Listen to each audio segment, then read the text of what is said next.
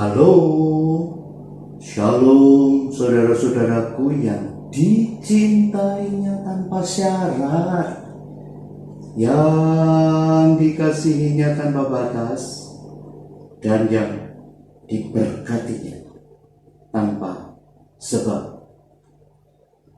Saudara, banyak pernyataan-pernyataan keliru akibat lamanya kita sebagai orang Kristen mengikuti faham kebenaran yang sudah dipelintir, yang kelihatannya menghormati Tuhan, tapi pada kenyataannya itu menunjukkan pandangan yang keliru tentang Bapa surgawi kita.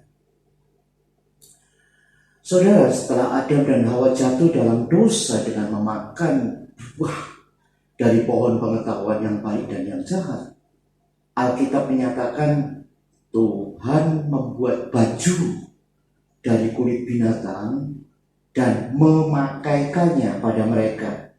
Kejadian 3 ayat 21.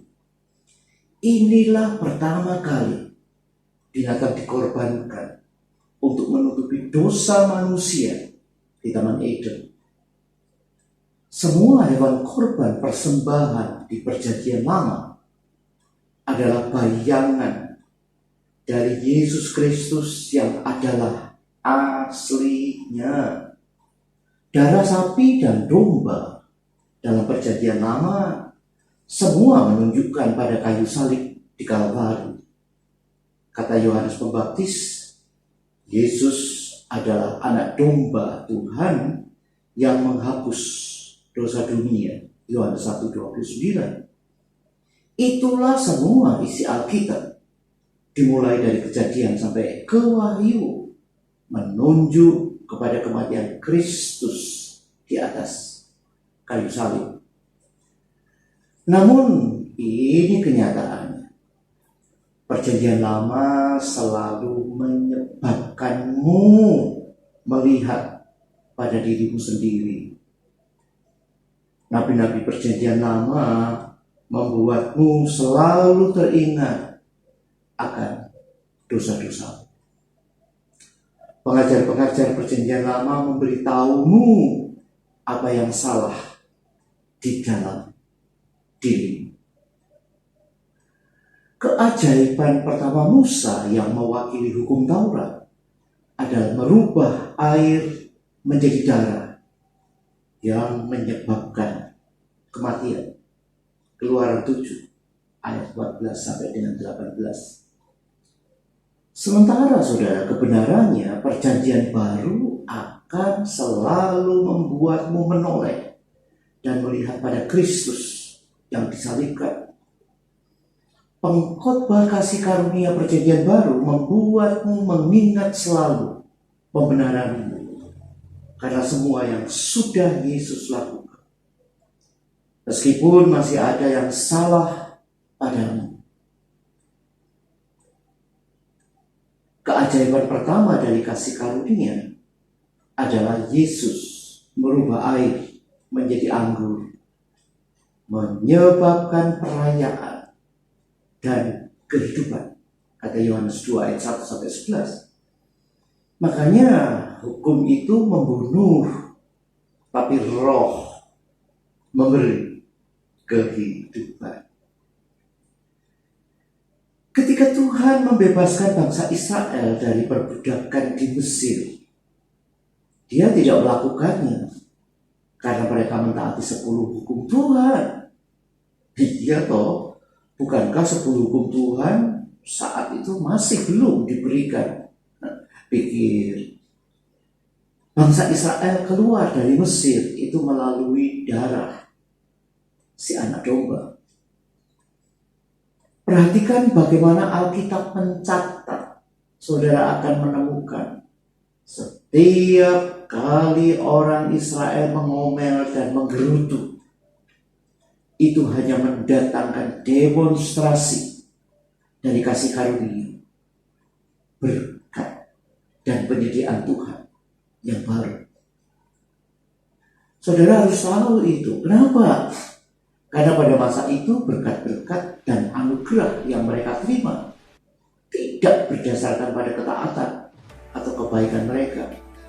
Semua berdasarkan pada kebaikan dan kesetiaan Tuhan pada perjanjian Abraham yang adalah sebuah perjanjian kasih karunia.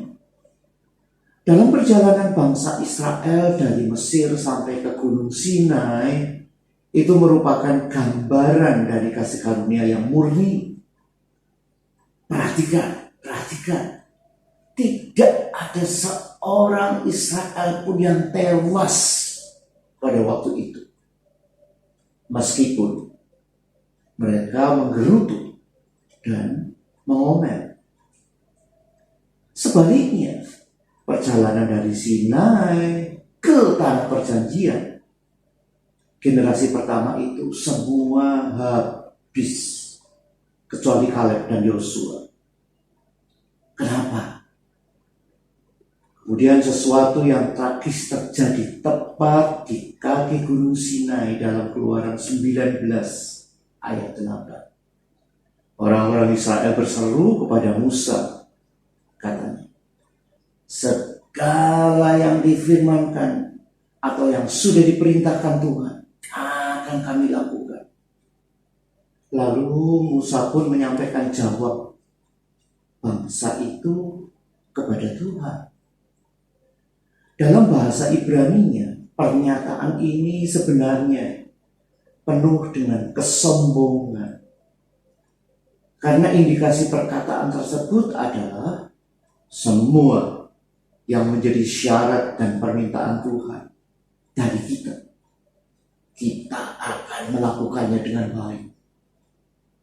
Dengan kata lain mereka berkata, Tuhan, berhentilah menilai dan memberkati kita berdasarkan kebaikan-Mu. Mulailah menilai dan memberkati kita berdasarkan ketaatan kita. Jadi mereka secara efektif menukar perjanjian dari perjanjian Abraham, yaitu Abraham Covenant, yang berlandaskan pada kasih karunia, digantikan kepada perjanjian Sinai yang berlandaskan pada hukum Taurat. Padahal selama ini Tuhan selalu mendampingi mereka, berperang untuk mereka, membelah laut merah, menghujani mana dari surga, membuat air keluar dari batu karang. Meskipun mereka terus-menerus menggerutu, mengomel. Tapi begitu mereka mengatakan kata-kata yang penuh kesombongan itu, Tuhan berubah nada bicara. Dia memberitahu Musa untuk memerintahkan orang-orang Israel supaya tidak datang mendekati gunung, karena siapapun yang menyentuh gunung itu akan mati. Keluaran 19 ayat 12. Karena orang Israel mempercayai kekuatannya sendiri dengan masuk ke sebuah perjanjian berdasarkan kepatuhan mereka sendiri. Inilah yang disebut pembenaran diri sendiri. Makanya kenapa Tuhan berubah bicaranya. Sebabnya adalah sejak bangsa Israel ingin dinilai, dihakimi berdasarkan perbuatan mereka sendiri. Tepat pada bab atau pasal selanjutnya, Tuhan memberi mereka 10 hukum. Mulai saat itu, sejak mereka menyombongkan diri bahwa mereka bisa melakukan semua perintah Tuhan, Tuhan harus menilai mereka berdasarkan hukumnya. Dia akan memberkati mereka jika mereka mematuhi semua perintah-perintahnya, tetapi mereka akan dikutuk jika mereka gagal melakukannya. Apa yang tidak disadari oleh bangsa Israel adalah mereka harus mentaati semua dari 10 hukum Tuhan secara sempurna. Karena jika mereka gagal di satu perintah saja, itu sama dengan mereka bersalah atas semua hukum. Kata Yakobus 2 ayat 10. Jadi saudara lihat, hukum Taurat adalah sebuah komposisi yang utuh, menyeluruh, dan Tuhan tidak akan membelokkan atau menurunkan standarnya. Sejak saat itu, setiap kali orang Israel menggerutu dan mengomel, banyak dari mereka yang mati. Perhatikanlah hal ini. Sebelum Sinai tidak ada yang mati. Setelah Sinai, begitu mereka mengomel, mereka mati.